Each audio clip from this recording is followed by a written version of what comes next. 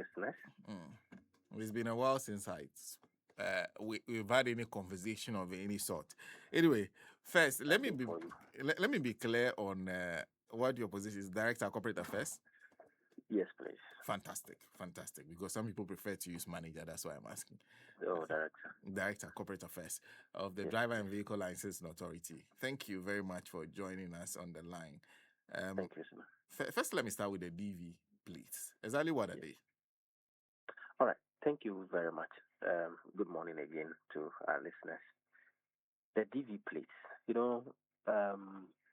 From my engagement, the law allows us to issue a trade license plate, and then it makes recommendation for it to be preceded with the letter D, and leaves the authority to identify what other letter to add. And then they added a V. And for one reason or the other, people interpret that V to mean, or the D to mean defective vehicle. But long and short of it is that such a vehicle is not a vehicle that has been fully checked, examined, and certified to be used on our roads in the ordinary course of use of vehicles. So, in order to authorize the use of these vehicles, DVLA, guided by the Road Traffic Regulations 2012, LI 2180, under Regulation 23, provisions are made there. And I will take us through a few of them. 23, Sub-Regulation 1 says, the licensing authority may issue a trade license to a motor trader, fleet owner, or a licensed trade plate dealer on payment by that trader, owner, or dealer of the prescribed fee specified in the fleet schedule. Now, I will take you down to Sub-Regulation 3. It has some very interesting provisions there. Despite Sub-Regulation 1, the licensing authority may issue a trade license to a person not specified in that sub-regulation. And we listed a licensed trade dealer, a motor trader, a fleet owner. And they say if you don't fall within that category, then look at the limitations. A motor vehicle having been offloaded from a ship, freighter, train, or other road vehicle is being driven to the place of business of the dealer or fleet owner.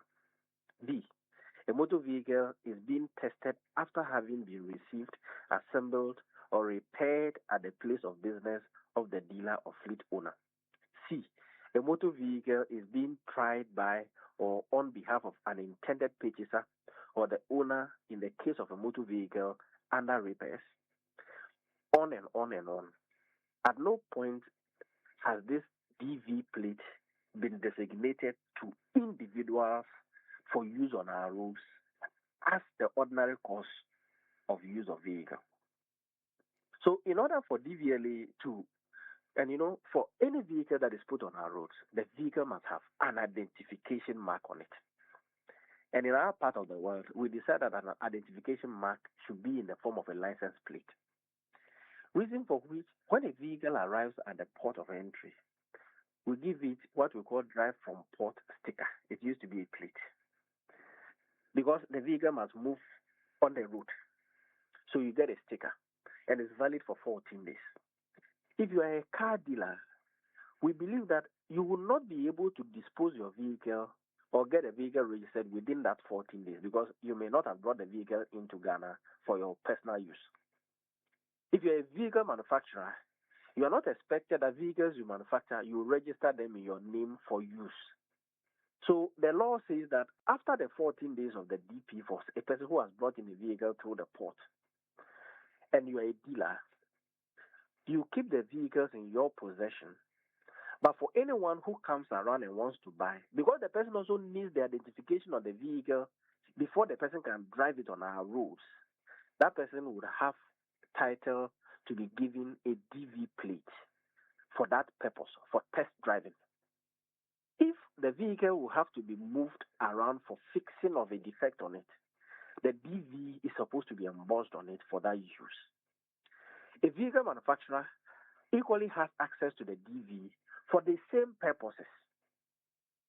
Unfortunately, in our part of the world, people feel that when they bring in a vehicle and transition from the DP, they should be able to have a DV and use for as long as they want.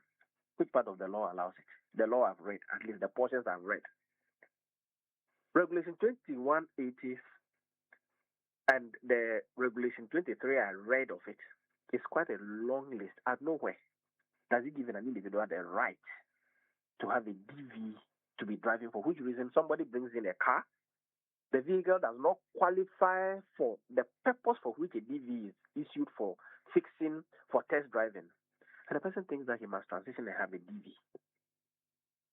Sena, I think that we need to begin to appreciate the fact that putting a vehicle on the road is a subject matter regulated by law. If the vehicle is not registered, you have no right to put it on the road.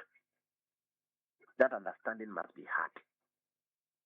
If the vehicle is not being bought from a dealer, you have no right to have access to a DV plate. You may have an access to a DV plate if, for instance, Sena, maybe you've noticed and imported a vehicle from, say, Korea for your personal use. When you come in, you see that the Regulation 23 I read makes provision for license plate dealers. So there are individuals who equally are dealers in the license plate, whom you can approach and get a copy because, for instance, your vehicle needs to be going around for fixing and all of that. If within the 14 days after getting the DP sticker, you are not able to finish that exercise. So you are expected, first of all, that within the 14 days that the DP sticker is issued to you as an individual vehicle importer who has imported a vehicle for your use, you are expected to register that vehicle before you can use it any further after the 14 days. If for one reason or the other, you are not able, because there are things you are supposed to fix which you are not done with, you can approach a license plate dealer and acquire a copy from him and use. Somewhere last year, November, we published a notice because we knew we were entering into a new year. And we invited license plate dealers, motor dealers, and fleet owners who were interested in having access to DV plates to apply. And those DV plates will be made available to them. We got applications. What does that mean? That means that those are the people who are interested, right? Because if we don't get you applying, we cannot imagine that you need a plate to include you in the production, because the production comes at a cost. So after receiving the list of those who were interested, the license plates were printed out and distributed to them at a cost of 417 cedis, 25 pesos.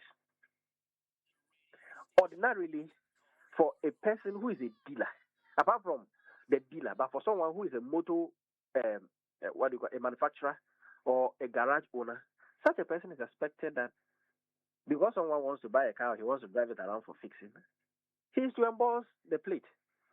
Wherein lies the issue of cost of it. Maybe the cost component that may come around it is that you need to acquire some insurance on it that runs for the duration. And this plate is valid from the month it is issued all the way to 31st December that year. But because they have noticed that private persons now want to have the DVs, they rush in, apply to DVLA the quantities they want, they are issued to them, and they go about trading them.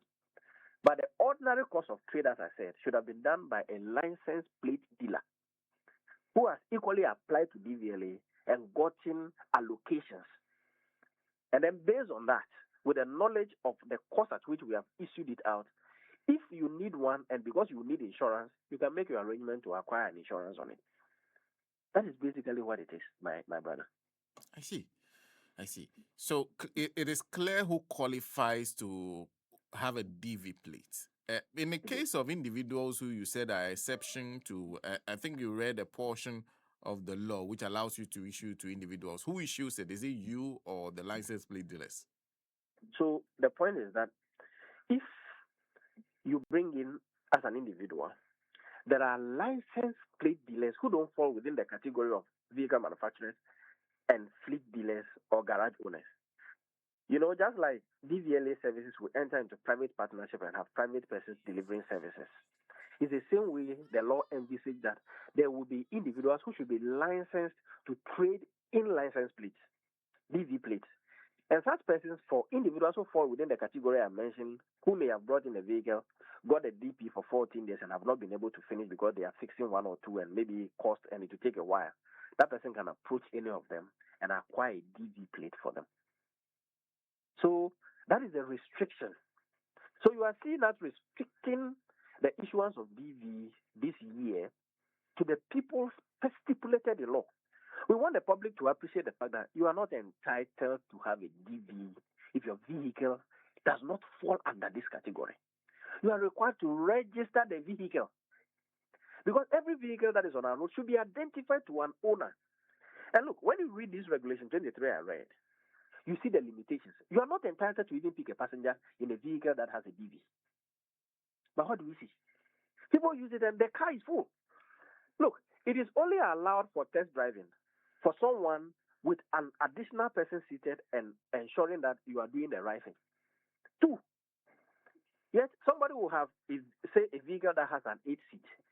He has fully loaded people in it.